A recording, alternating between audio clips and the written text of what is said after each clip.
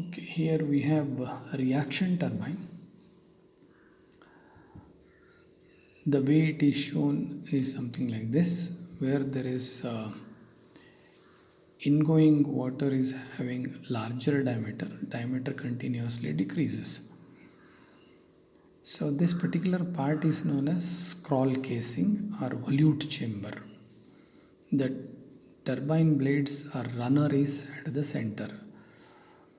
So compare the parts 1 and 2. 1 and then 2. 1 is having larger cross sectional area. So at 1 less velocity but more pressure and more area, hence large force here.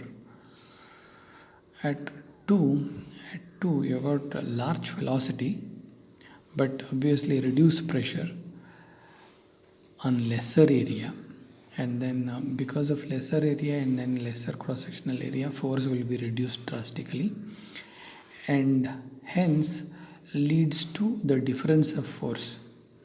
Here there is a lot of force because large pressure acting on more cross sectional area. Here lesser cross sectional area and lesser pressure. So this difference in pressure pushes the water with high pressure difference. So there will be a force, and this is known as reaction, that is, which forces the blades to move and rotate the shaft. So this is a typical radial or mixed flow turbine which will be shown here, which is a reaction turbine. So what are the important points to be remembered as far as reaction turbine? So here only small part of energy is converted into kinetic energy. Unlike in impulse turbine, all the energy is totally converted into kinetic energy.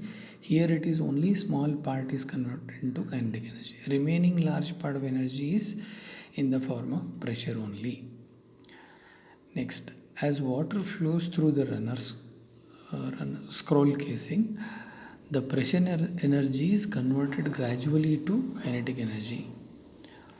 The change in pressure between inlet and outlet is called reaction pressure.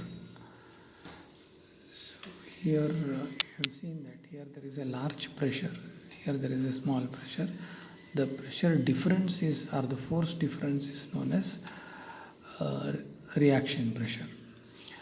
The runner is inside the airtight scroll casing where the pressure is more than the atmospheric pressure. So inside the scroll casing, the water is at different pressures you have just seen. Here it is very high pressure, the pressure reduces, here it will be less. So this scroll casing is airtight, and then water will be held inside with a lot of pressure.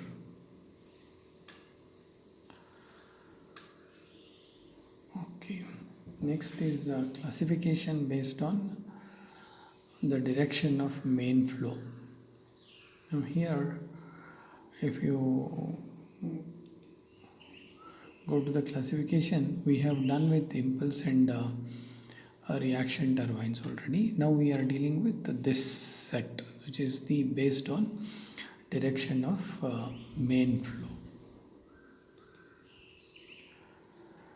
So here we have 4 actually: tangential, radial, axial flow and mixed flow turbine. So this is tangential. Why it is called tangential?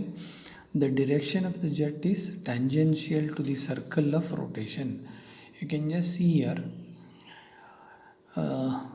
the wheel which is attached with vanes is like that, and then the jet comes this way. So the jet direction is tangential to the wheel. So actual photograph, if you look at, this is Pelton wheel, the jet will be coming in this direction. So it is tangential to the wheel. Now in this case, the vanes are in a different shape. While studying impact of jet, you have seen. So these vanes are like that. The jet enters this way and then leaves that way, right? So this velocity will have a component which is going towards the shaft or center of rotation, the other will be tangential. Because of that, overall this particular arrangement is known as radial. So components of velocity at inlet has radial direction. Similarly, the outlet velocity will also have a component towards radial, I mean along radial direction. Hence it is known as a radial flow turbine. So here you have got third and fourth, axial flow turbine and mixed flow turbine.